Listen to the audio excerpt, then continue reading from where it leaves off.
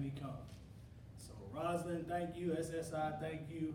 Trio, thank you for having me come to speak today. I'm going to start way at the bottom, if that's okay with everybody. So, really quick, my name is Darrell Forte. I thrive off of energy. So if this room is extremely quiet, this is going to be a long speech. If y'all are interactive with me, this will be an exciting speech. I'm going to let y'all pick the tone for that. So can I start from the bottom one good time? Yes. Thank you. So when I was born February 18th, which is coming up, which is 4 days after National Women's Holiday. For those of y'all who don't know what that is, it's Valentine's Day, right? I was born premature. So I'm going to pass this around, but I need you to hold it a certain way. You can only hold it with one hand. You got to hold it just like that. And I'll explain to you why I'm doing this in just a second. So the reason why I'm doing this with this water bottle, everybody, by show of hands, has held a baby before. By show of hands, held a baby before? Okay, normally do you hold babies with one hand whenever you hold a newborn baby? No. You don't. Yes. You don't. You do? I'm not about to play with you. You do, because you experience mama right here. But most of the time you do not, right? I, again, was born premature. So when I was born, I was 1 pound, 11 ounces. That water bottle that you just held is how much, pretty much, is how much I weighed. And that water bottle was my exact size when I was born. Now, on top of that, my heart was not fully developed. So here I am, new to the world, early, and the valve that pumps the blood out to my body is not connected. So I'm here, but I'm internally bleeding. So now I have to get taken away from my mom into the operating room, and they put a clip on my heart. You can toss it to me. You can toss it to me. Put a clip on my heart to where it'll connect and the blood does what it's supposed to do. So I then had to stay in the hospital for months and months and months. I couldn't leave until I weighed a certain weight, until I could do certain things, until I could get out of there. I was born with a head full of curly hair. I decided to revert back to that, not having curly hair. So, as you know, but that was the start of all of that, right? So in lieu of me being born premature, I had a stuttering problem, believe it or not. So my entire elementary school, I'm seeing a speech therapist the whole time. I'm stuttering, big time. So while you're in math class, I'm seeing the speech pathologist. While you're at recess, I'm seeing the speech pathologist. So everybody's having fun growing, being kids, and I'm over here learning how to talk. Funny thing, the first words I ever said, clearly, I sat up in my bed and I said, "Thank you, Jesus." That was the first sentence I said, clearly, without stuttering, no hesitation, nothing. The first words I said was, my mom said it was 6:30 in the morning. I just popped up, "Thank you, Jesus." That was the first sentence I said, which is funny to me, because I was like, why did I do that? And I was probably mocking my sister, so that's probably where that came from. But, so during elementary school, I'm doing the speech pathology thing. I end up doing, I get all the way through there, I'm fine. I can talk just fine. There are sometimes I don't talk because when I get excited and I get upset, I get confused or I'm tired, I start stuttering again, and that kind of happens now that I'm a lot older, but I have to get extremely upset for my words not to come out. So junior high was okay. That's when I found out I was have ADHD. So now that's another thing. So now I'm insecure about me talking all the time, so I don't do a whole bunch of talking. And then come to find out I got ADHD in junior high. So I'm like, okay, here we go. So I start dealing with that. So that's all through junior high. Get to high school. So I end up playing, oh, let me backtrack. In junior high, funny story. I played sports. So I ran track, did basketball, played football for a week. Why a week? I'm gonna tell you why I played football for a week. I was considered the fastest person in the school, which was great. I was also, y'all may not believe this, I was also one of the tallest in my class. In my class, let me finish. In my class, in my grade at the time, right? So I happened to stop growing once I hit 9th grade. But in junior high, I was the man. I was the fastest one. I was one of the tallest. So they convinced me to go try out for football. So I'm like, okay, it can't be that hard. We're gonna put you at running back. Okay. Not knowing anything about football, but you get the ball and you run. Okay, where do I go? When I give you the ball, run right here. Okay, no problem. Give me the ball, take off running, no problem. If it's no contact. No contact, no problem. Okay, we do this maybe 3-4 times. Okay, and then we put the pads on. They're like, okay, now you gotta be mindful. You might not be able to move as fast as you want to because you got pads. I was like, nah, I got it. You gotta tell me nothing. I'm the fastest person in the school. I'm the man out here. I got it. They call the same play. Same spot. Okay. First time I get through, don't get touched at all. That was a practice run. I didn't know that was a practice run. We run the same play again, and he said, okay, when I blow the whistle, we live. I didn't know what that meant. All I knew was, I'll get out the way of this lineman, he's gonna make a hole for me, and I'm gonna go. But this time I had to get to the end zone. I said, damn, he called me the first 4 times. I got it. Let's go. So now I'm hyped. Now I'm back here talking mad trash to the guys over here on the other side. You can't touch me, you're not gonna be able to catch me. It's too bad for you. Let's go. I get through the hole. One here, push him out the way. Not remembering, it's more people on defense, guys. The middle linebacker right here rocked my world so hard. Why I was wearing glasses during practice, I don't know. Glasses flew off through the helmet. I'm like, okay. I'm not playing football anymore. I learned my lesson. There's an old proverb, right? It says, don't tempt the crocodile until you cross the creek. It was bad. I talked a lot of smack before I got across that line and didn't realize the linebacker wasn't my friend. He made it real clear he wasn't my friend that day. So that to say, junior high it was a lot of ups and downs. Towards the end of junior high is when I found out I was also dyslexic. So for those of you who know what dyslexia is, the letters to you are backwards. So when we're reading out loud, it takes me a little longer to read out loud because the letters are backwards to me. So a D and a B look like a D and a B to you.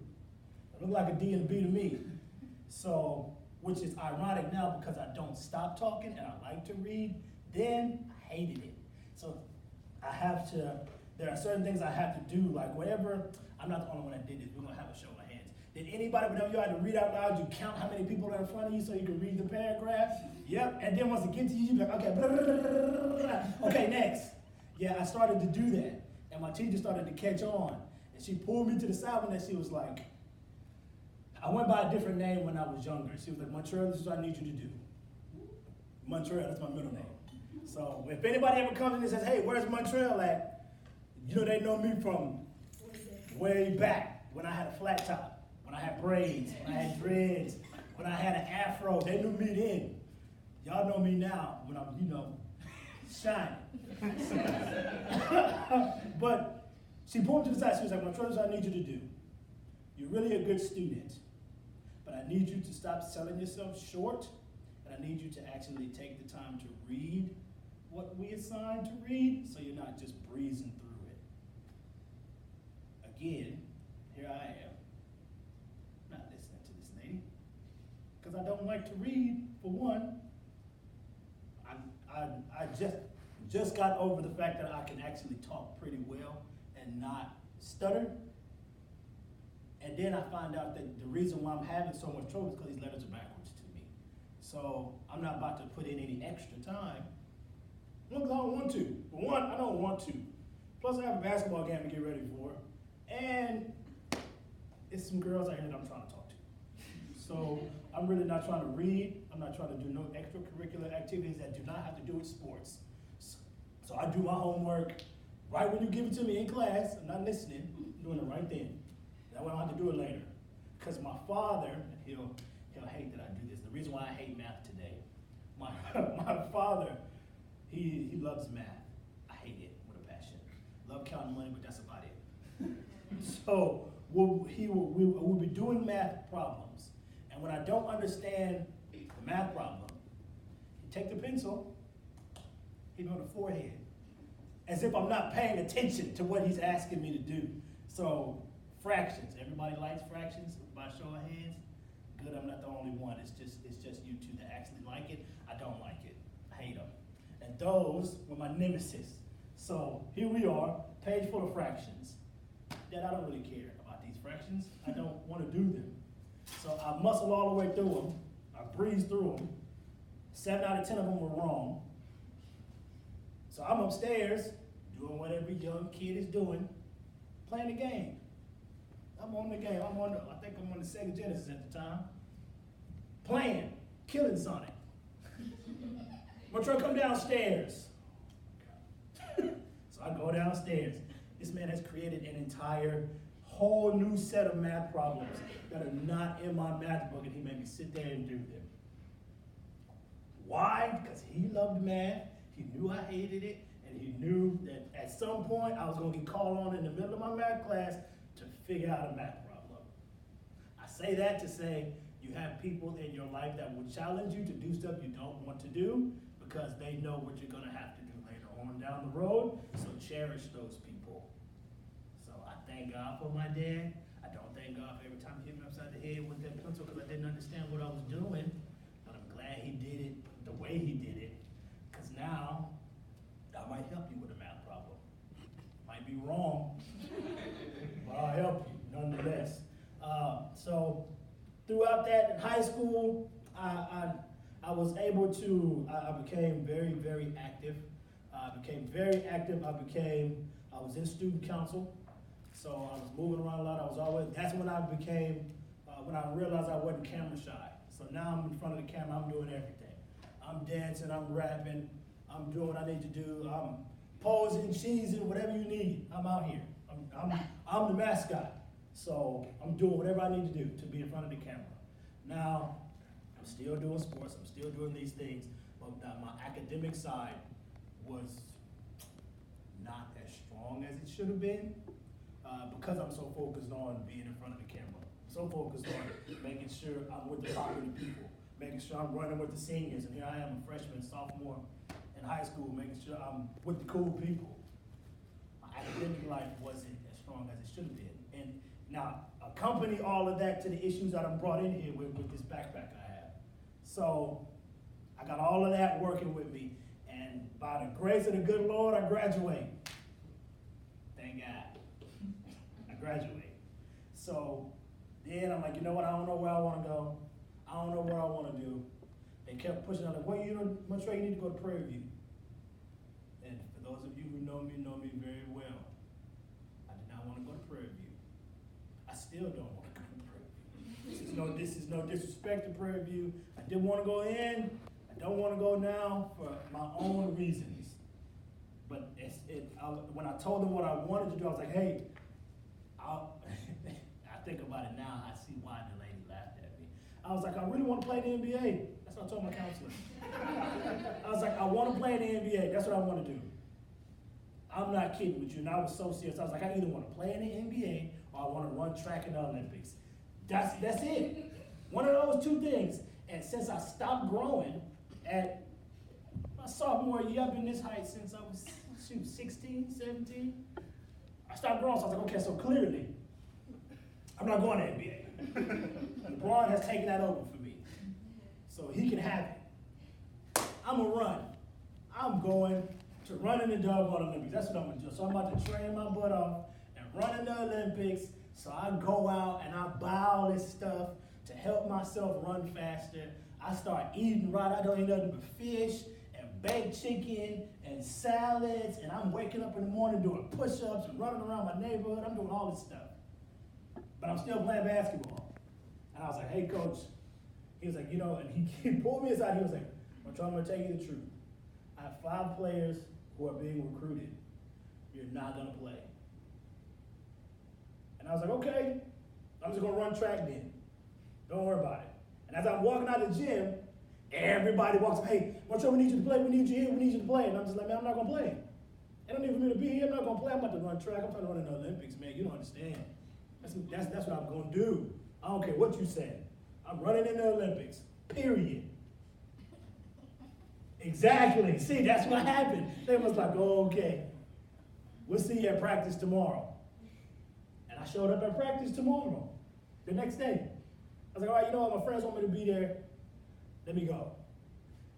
The caveat to that, how I talked about my academics not being as strong as they should have been. Now, my academics aren't as strong, and now I'm not leaning towards a decision I made, a promise I made to myself that I wanted to run in the Olympics.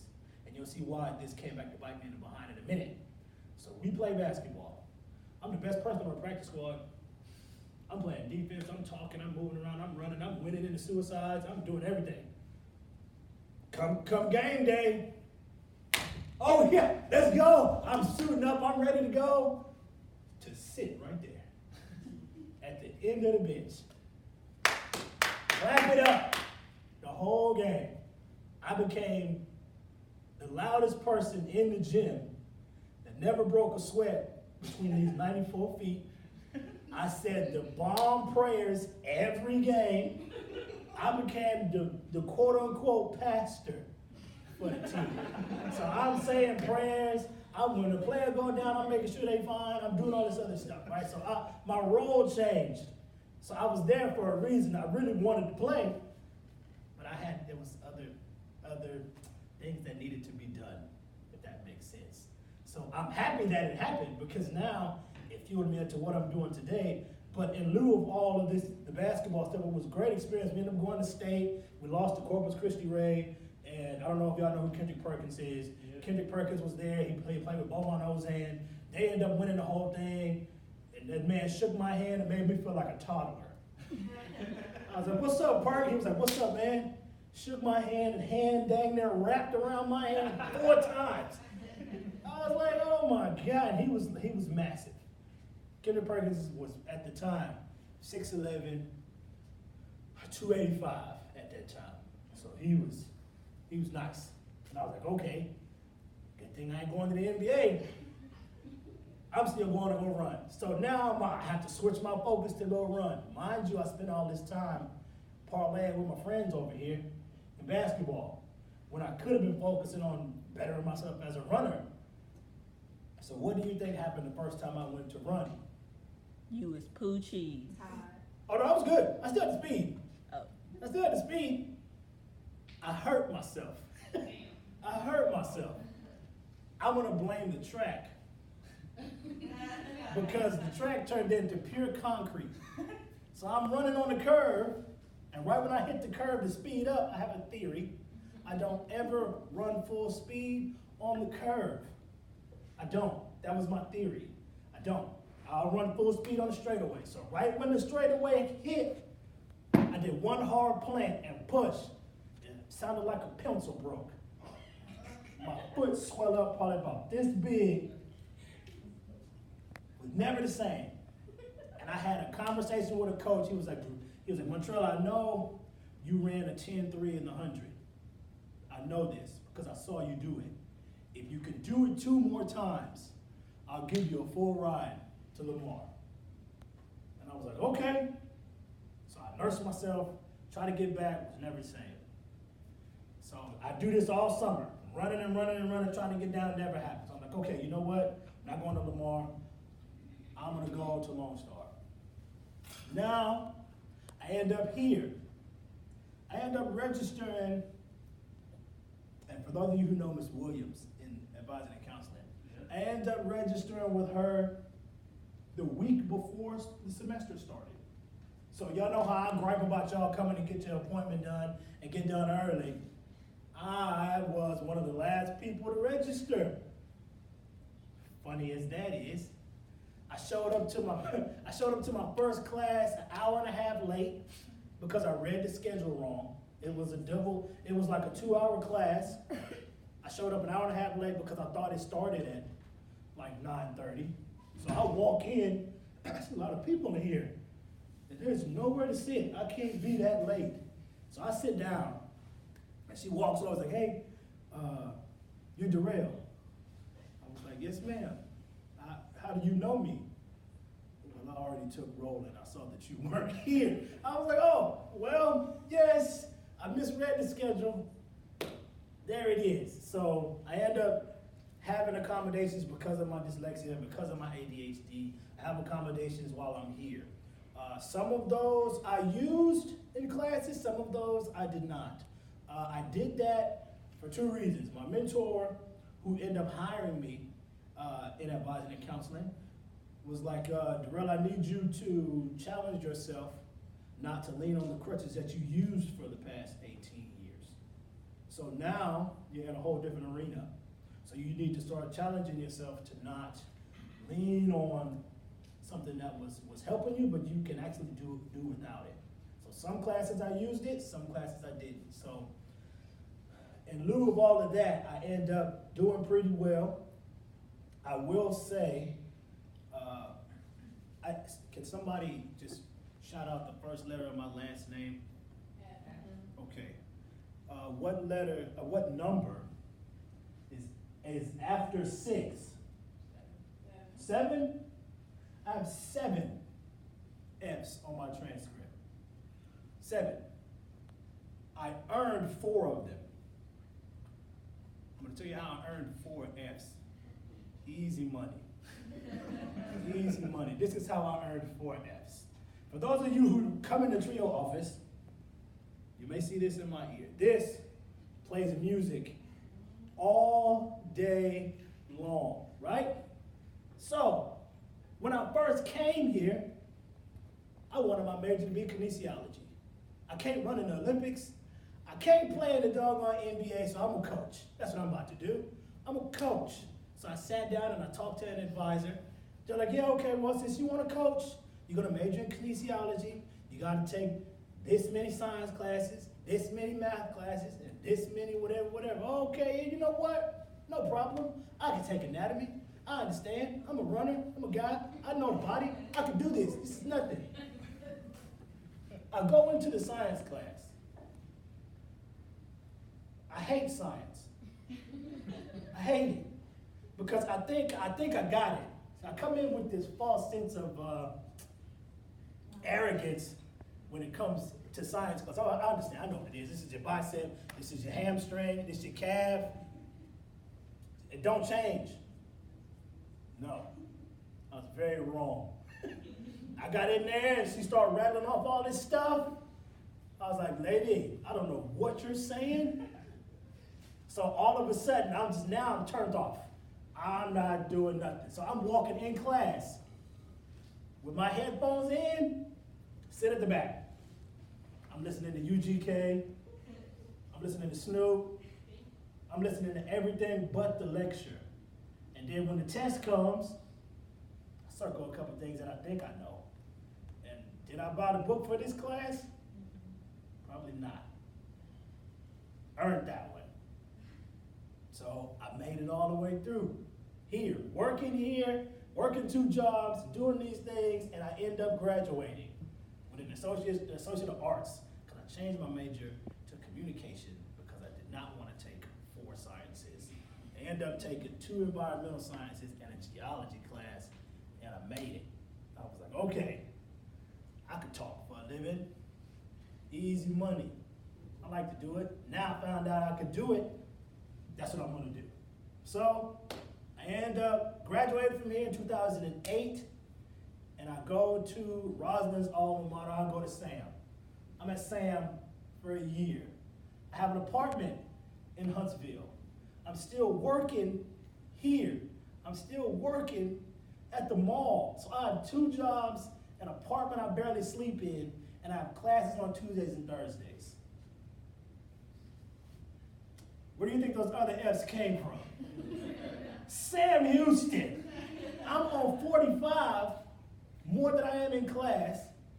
Here's the schedule of Tuesday, Thursday. Here's the schedule of the regular week. So back in the day, I sound old, but back in the day, the front counter was open until 9 o'clock at night.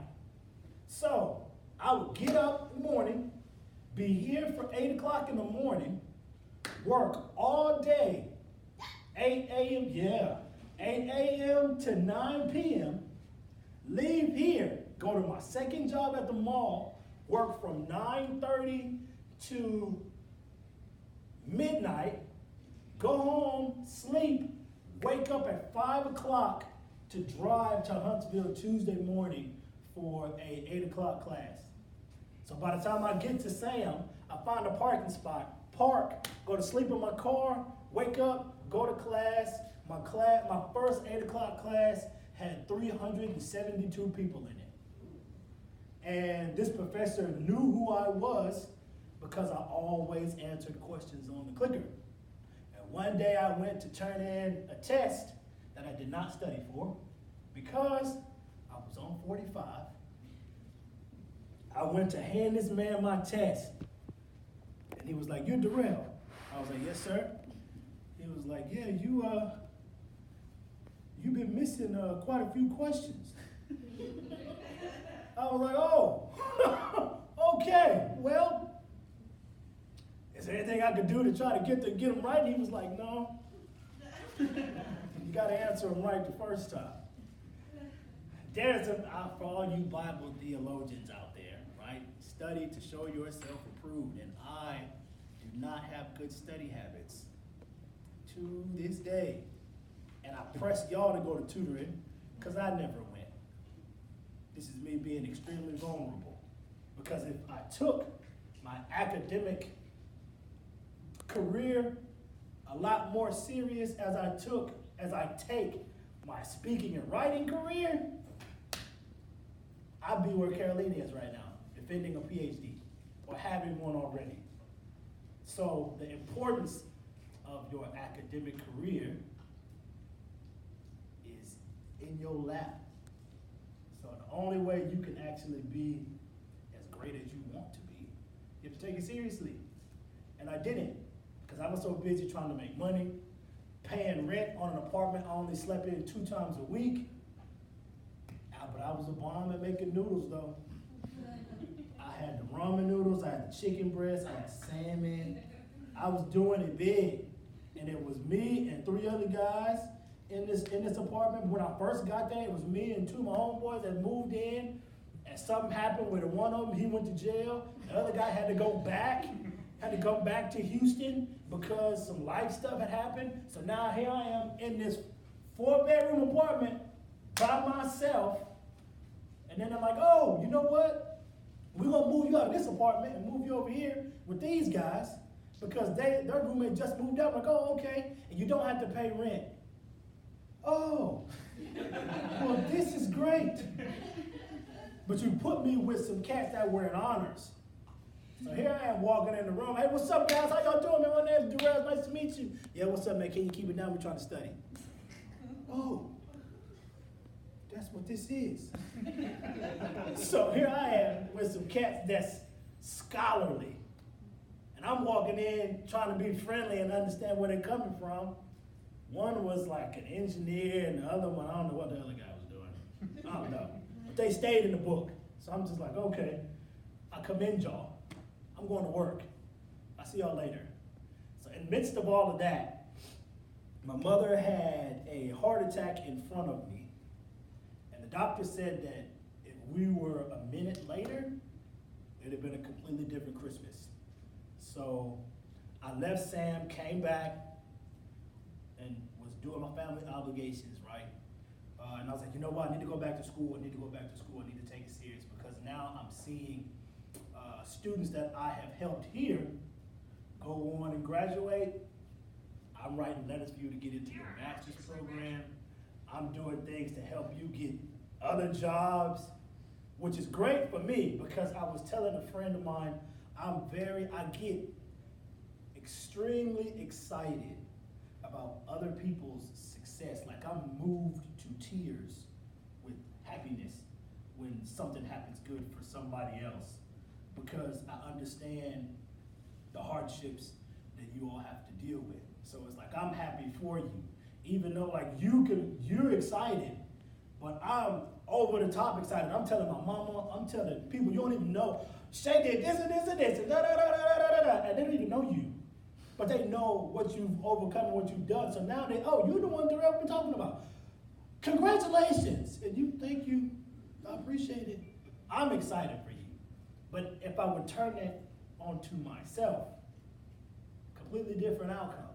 So the fact now that I made the decision, okay, I'm getting ready to go back to school, I'm getting ready to do this, I'm still working here, I'm still working the job at the mall, and I'm coming up here to hang out with some friends of mine. It's spring break, and I was coming up here to meet them to do something, just to chill with them. On the way here, driving here, minding my own business. When you drive in the car, I'm not the only one. I have a mini concert in the car. So there are songs that you know every word to, even if it's played on mute. You know it. You driving, having a good time. I didn't see the 18-wheeler that was 2 lanes over from me. 18-wheeler decides to turn, and my driver door is banging up against his gas tank while he's still driving. So much for me getting enrolled into school. Can't do nothing without a set of transportation. So me going to UHD is out. So here I am, made a decision to actually get back in school, and then now I'm scared because I done almost lost my life with this 18-wheeler. So I'm still working, same money to get another car. Okay, cool, okay. Now, let's get it going. Get ready to go to UHD again. Father has a stroke. He drove home from work after he had the stroke at work, got home, had another stroke. So now my mom is good. Now it's my dad. So it's like, okay. But now I'm really trying to get myself into a mental state to where I can actually be serious about school. So where some people have it where it's just readily in them.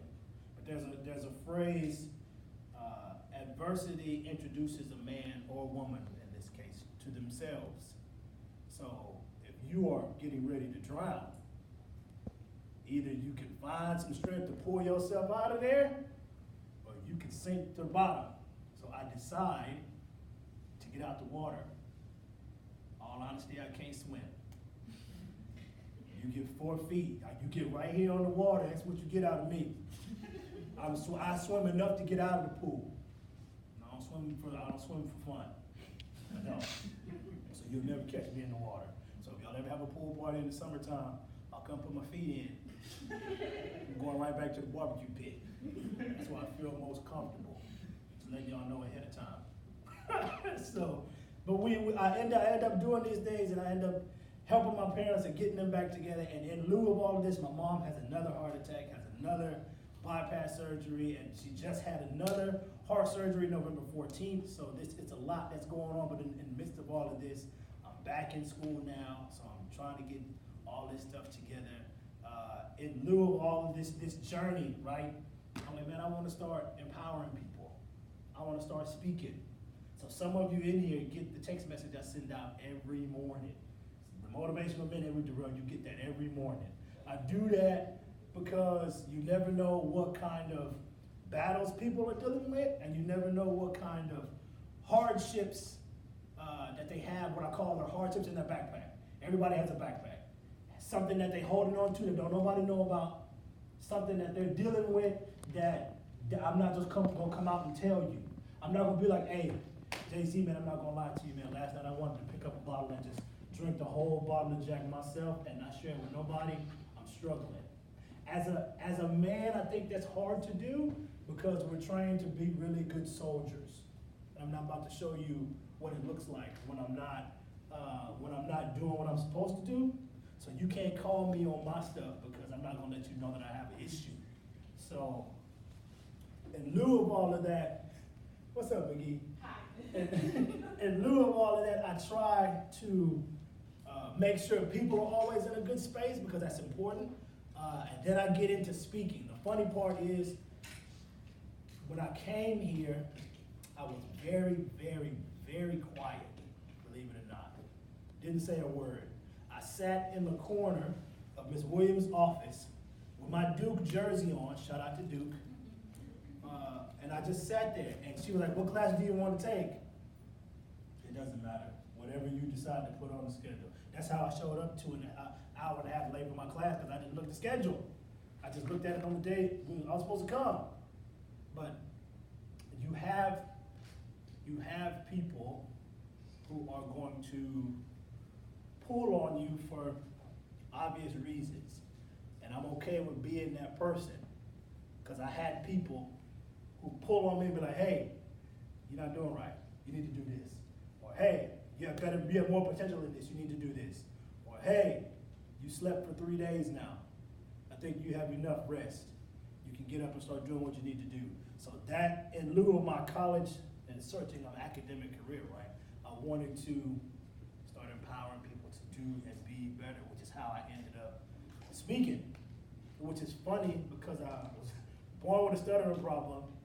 Letters are backwards, and I can't keep focused for too long. My attention span is as long as my hair. I've looked at everybody in this room 7 times already.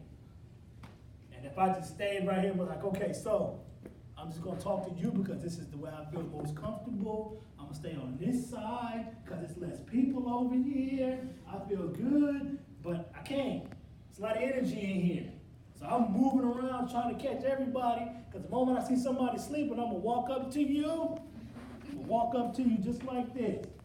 You're just walking and walking and walking. Hey, good morning.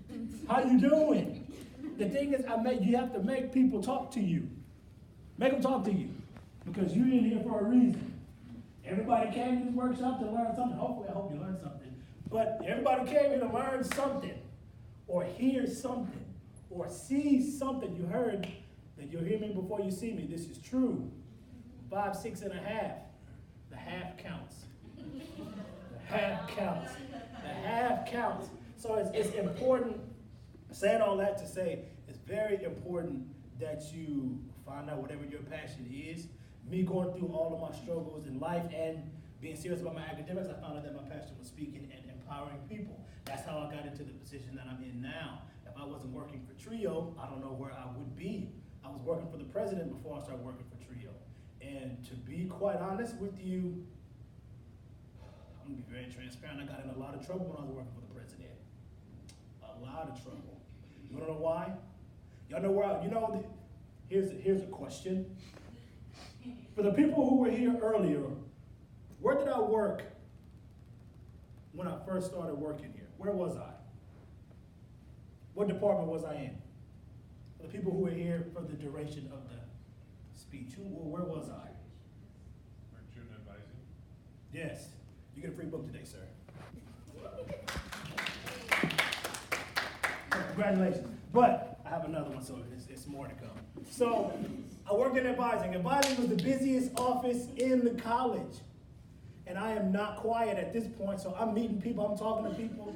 People come up, hey, Darrell, help me out, man. I don't feel like waiting. So what do? You skip the line. It's a 2-hour wait. If you know me, I'm gonna get you to skip the line. Okay, hey, come on. You just dropping the class? Come on, I'll take care of it. Boom. Did I get in trouble then? Yes. Did I still do it? Yes. Because I was like, hey, I know how you feel. I'm not trying to wait 2.5 hours either. Not if I just gotta drop a class. I don't even want to, I stopped going to the class. Darrell, help me out. Cool. start building relationships with people. You take me out of the busiest office. You take the loudest person out of the busiest office. Put him upstairs in the quietest office. And the office that everybody is afraid to go to until it's a problem. What do you think happened? I walked in there being like, hey, good morning, everybody. What's going on? How y'all doing? I'm loud. And they were like, who is this guy? And where did he come from? I came from downstairs, advising the counselor I'm working with. At the time, it was Dr. Carr. I'm working with Dr. Carr, her assistant. It's nice to meet you. How you doing? I'm fine. Can I put my food in this refrigerator? No problem. Yeah, so I meal prepped at the time. They didn't tell me how much I couldn't put in that refrigerator. I have food all week in the refrigerator. So I'm the refrigerator stacked. I got Gatorade, water, punch. Everything is in this refrigerator up here. It's quiet up here. It's dark. Like, why so dark up here? There's some lights on up here. So I had lights on. I got music playing loud. And I'm in the president's office. Not understanding, I need to shut up. Because I'm not supposed to be making all this noise up here because it's not what's acceptable up here in the president's office. I was clearly a fish out of water. So I was like, maybe I need to move. Because one day a girl came up there looking for me. She said, I need to talk to you because I'm having problems in my class. Okay, no problem. Sit down. Talk. I've always been, for y'all who weren't here, I was the pastor of the team when I was in high school. So I'm praying for people, I'm letting them talk, I'm letting them vent, whatever, right? That never left. It followed me everywhere. I do it now with some of you. So she's sitting at my desk, she starts to just boo-hoo cry, like legit. She can't see, her eyes starting to swell up, she crying. The other assistant who was up here also, which was a quiet one, came out and was like, Terrell, you need to help her out. No problem. So I'm thinking, help her out meaning let me go get her cleaned up and she's good to go. So we go, I get her cleaned up and I come back. He's like, hey, this isn't the counseling office. You need to keep it down. And if she needs to talk to somebody, that's what we have counselors for downstairs. Send her downstairs. And immediately, I was livid. I was like, you can't tell me who I can and can't talk to. And now, mind you, this is an extension of my boss, who's the president. So I'm like, you can't tell me who I can and can't talk to. And she was crying. So do you want me to tell her, hey, you got a cry limit.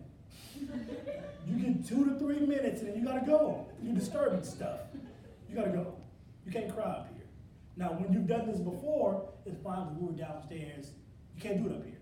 It's not accepted. Where me, I don't care where I am.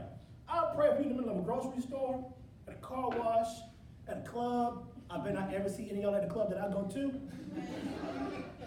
But if I do, act like you don't see me. I'm going 2 fingers up and keep moving. Unless you're working there. You're working there, they hook me with a discount. I won't have to pay to get in. But I try to be the same everywhere, which is how it got me into a little bit of a mix-up up there, which ended up getting me down in the West Hall, which I'm not leaving now, so y'all stuck. I hope y'all don't have nowhere to go, because you're stuck. So you're gonna have me for a minute. But in lieu of all of this, find out what your passion is, be serious about your academic career, get around people who are going to pull you and make sure you understand what it is you need to do. There are people who want to make you very uncomfortable. So what? That's their job. So with Flo, Carolina, myself, Emmett, whoever, when we start to get on you about stuff, Rosalind, get on you about stuff, so what? We do it because we all have been in your shoes before. And I appreciate it, because at some point, you won't have us to be like, hey, you missed class, what's the problem? Or, hey, you're not yourself today. Whenever y'all walk in there, I can tell if something up and something ain't. It's in your eyes. And I look right at you. Hey, now, what's up? You good? No BS. Be for real. And if you tell me yeah, and you're lying, I'm going to let you make it for 5-10 minutes.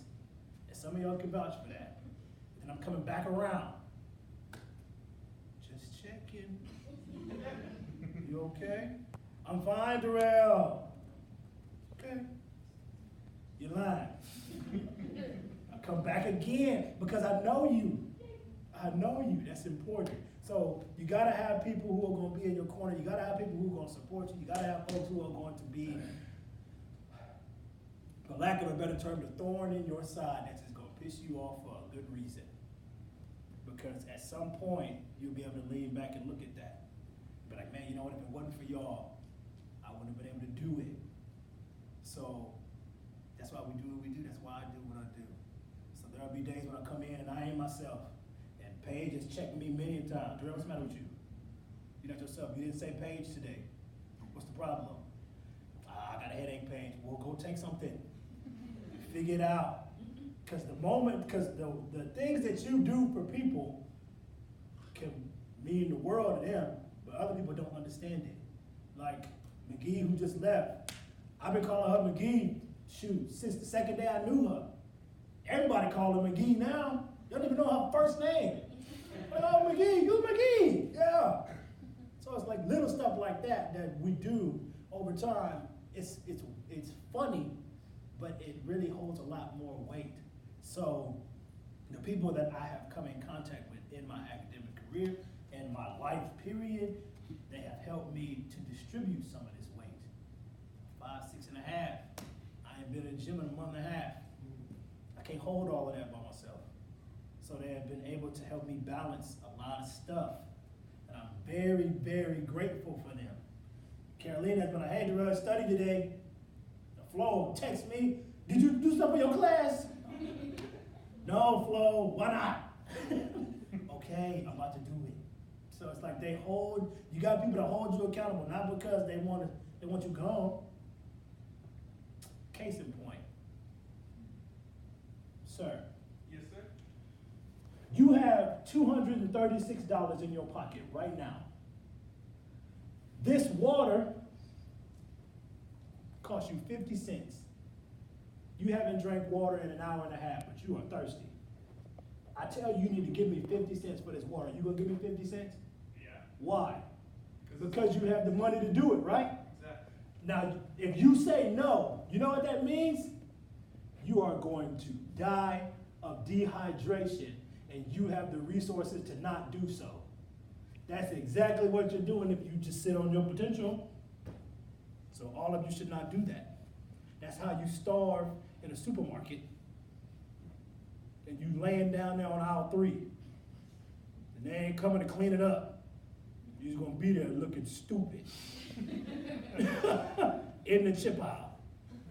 Don't do it. Don't. So if you have all this potential that you're sitting on, which everybody in here has potential that they're sitting on, use it. If people see it before you do. This is me, and I'm closing. It sounds like a preacher. I'm about to close. Right.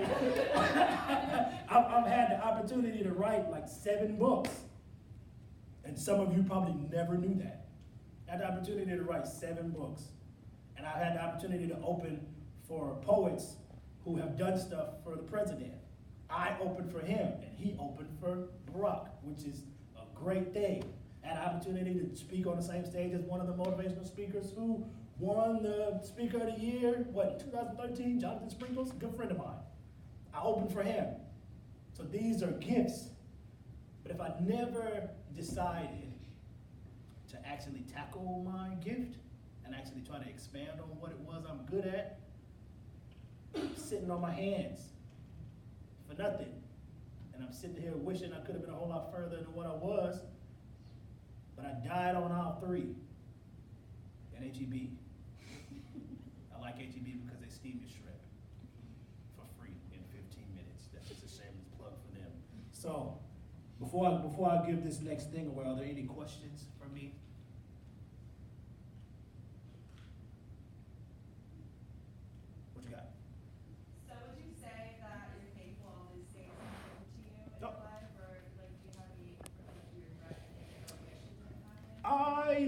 Do I regret anything that ever happened? No. Do I wish I would have thought differently about some things? Yes. I believe everything happens for a reason. Nothing happens by accident. I met all of you for a reason. Some of you I've known longer than most, but I believe we go through our hardships and they teach us how to dance, right? So that's the important part. Some people don't have any rhythm. I happen to have a little bit, right? But it teaches you stuff as you go. And I think I've met the people that I've met because I needed to learn something or I needed to see something from them, and they needed to teach me something. It's important that I have my eyes open to see it though. If I'm walking around blind, if you think you just the best thing since sliced bread, you're gonna miss a lot of lessons. So you walking in, you're gonna run full speed into the wall and wonder why you can't go nowhere. There's a thing, don't confuse movement with progress. If I'm running on a treadmill, I feel like I'm going somewhere. I'm still here. But if I'm running outside, I'll end up by the gas station if I'm running hard enough. I'm not, because I ain't been to the gym in a month and a half. But I'll get somewhere. But I also have to know where I'm going to. If you don't know where you're going, you'll get there. Nowhere. You're just walking aimlessly for no reason. Then you're wasting time. And that's worse, because you don't get that back. You can mend relationships with people. I can't get the 2 years I spent drinking every day, smoking every day. I'm not gonna get that time back. Because that was a time, in all honesty. I would leave here, go take care of that. Every day. I can't get that. I can't get that year and a half back. And if I was more serious, then I would be able to. But I wasn't then. I was young then. Well, I'm still young. I don't care what you say. But yeah. Next question.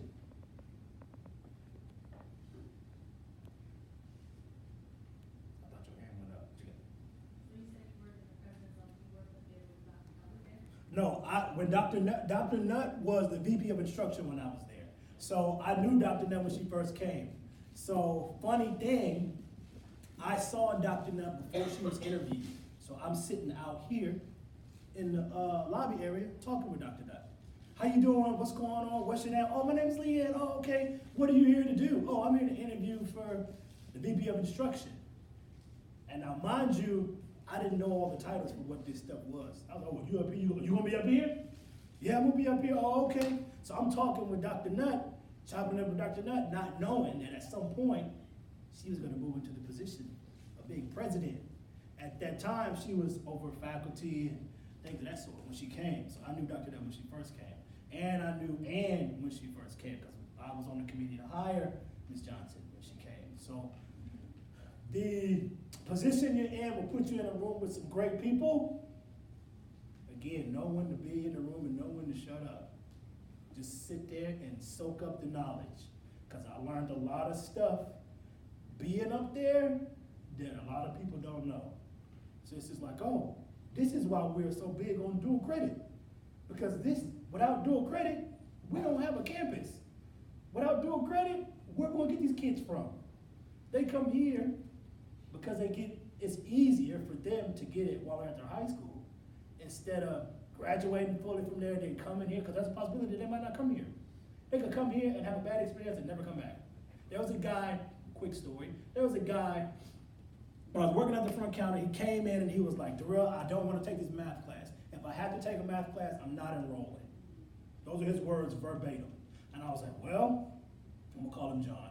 Well, John, you want me to tell you the truth or you want me to lie to you? And he was like, lie to me first.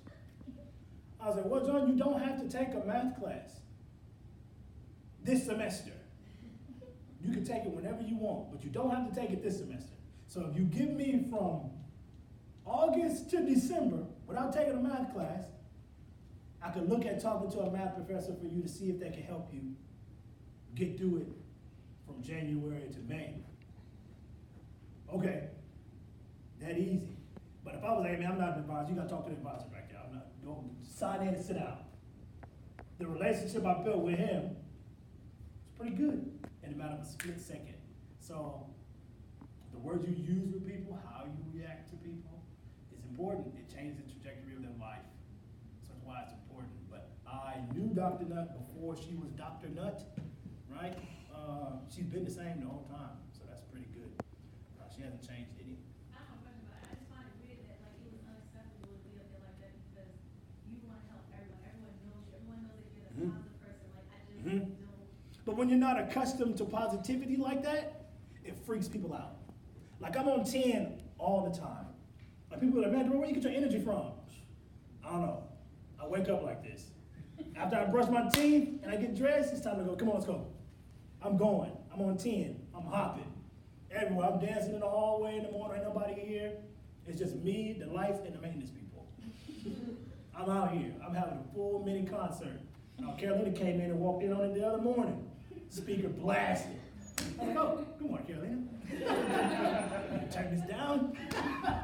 But yeah, it's funny because you'll never see an eagle chilling with pigeons. They have wings nonetheless. They're birds, two different birds. One's way up there, one don't go as high as your nose. They do the same thing, but they function very differently. So I say that. Be who you are all the time. All the time. Don't change because it's not acceptable. I use that very loosely. If it's not acceptable, then go somewhere else where it's acceptable. Or force them to adapt. Be the one roach that they can't kill. Basically. Because you have those. Those are called tree roaches for the Paul Hughes City folks. Those are called tree roaches. Well, So, we're blessed to have you regardless because thank you. it's like working the office like you said. Yeah, I tried. I think I wasn't always like that. It took a minute to get there. Because there was a, last story, and then I'm going to let Rosin come up and say what she has to say. I was working the front counter at, right, I'm preaching about to close. So, I was working the front counter, and we used to work with continuing education also. This lady came up one night, and she was like, hey, I'm lost. I don't know where to go. I need to register for this GED class. I don't know what to do. So me, you all know I do not like sitting at my desk at all. I'm always moving and going somewhere. So I'm quick to, oh, okay, come on, let's go. So I leave my desk and walk with her to CE. Honesty moment, she was kind of cute. So that gave me even more reason to leave my desk. So I'm like, okay, you know what, come on, let's go. Let me take you down here. What's your name? My name is such. Oh, okay. Well, congratulations, you're going to get your GED, that's important. Now when you're done, I need you to come back to see me so we can register you for classes over here. You got it, so I'm still chopping her up, walking her down here. Boom, we get her down here, she gets registered, and I leave. 3 months later, that same lady, here it is, it was 8:45. She turned the corner, had a baby in his hand, 2 kids in front of her. She was like, Darrell, I wanted you to meet my children because if it wasn't for you, I wouldn't have graduated and I wouldn't be coming here to register for school. So little things that you do for people change the trajectory of their lives because her graduating, getting her GED and coming to college lit the fire in her children to come to school, which is, and I'm gonna get real personal for a minute, which is why it's so important for you because you're doing it for them. So if they see you pulling your hair out studying, what you think they gonna do when it's time? They're gonna be like, oh, well, mama did it. This is normal. Your daughter see you doing it. This is normal. I just gotta do this. I just have to do that. So that's important. So keep going, keep moving, keep empowering people. Always do the right thing because it needs to be done. My name's Darrell. So, Martin, is that list right there? Yeah. Who is the 8th person on that list? Be honest.